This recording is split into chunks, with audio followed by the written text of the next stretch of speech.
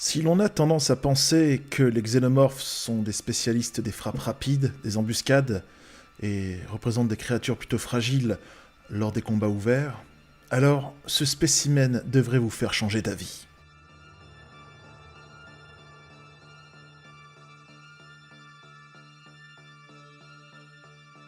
Et pour le premier fait, eh bien, le Xenomorph Rhino a fait sa première entrée en scène dans le comics Showdown. L'histoire de ce comics est très simple, une planète abrite une colonie de fermiers élevant des bovins, et vous connaissez la suite, quelques joyeux facehuggers infectent les bétails, et ça fait des xénomorphes. Les Marines présents sur place, alors en permission, après une épuisante chasse aux cafards, doivent reprendre les choses en main, les fermiers étant terrifiés des créatures émergeant de leur bétail.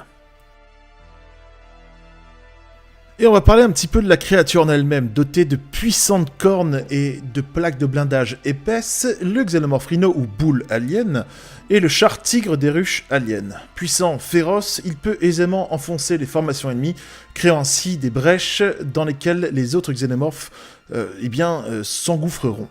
Il est incroyablement coriace et peut à la fois renverser avec une facilité déconcertante les chars lourds humains et en même temps résister à des tirs directs de lance-roquettes ou encore de missiles anti-chars. Quelque peu similaire au Carnifex des ruches tyrannides, il est surprenamment rapide malgré son apparence pataude et représente une menace primordiale à mettre hors d'état de nuire lors d'affrontements en terrain ouvert. Il peut également servir de bélier aux xénomorphes dans le cadre d'ennemis retranchés, tout simplement en faisant exploser les barricades et portes.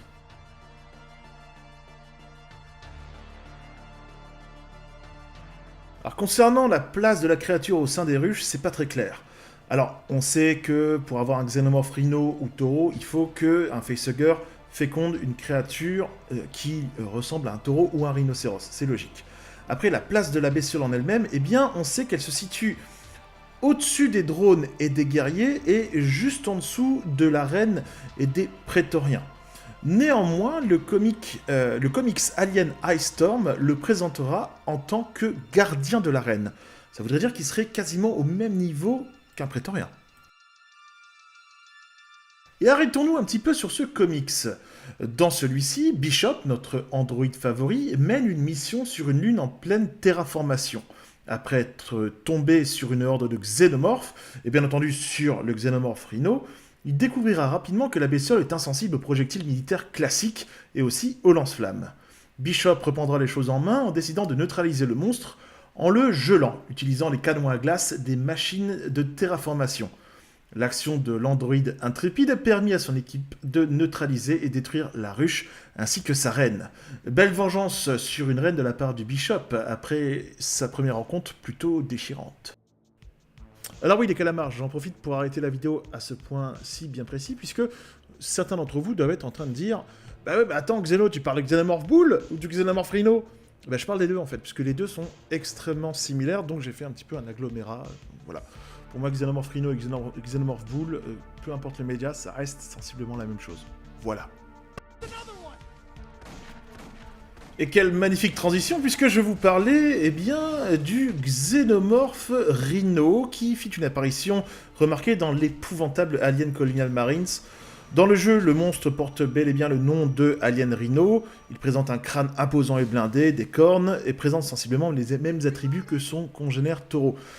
Alors, je suis pas allé jusque-là dans le jeu, dans mes souvenirs, j'en ai pas affronté, mais d'après ce que j'ai vu sur les différents let's play pour trouver la vidéo, c'est pas magique, l'affrontement du Xenomorph Rhino. Dites-moi si certains d'entre vous sont allés jusque-là et comment ça s'est passé, mais bon.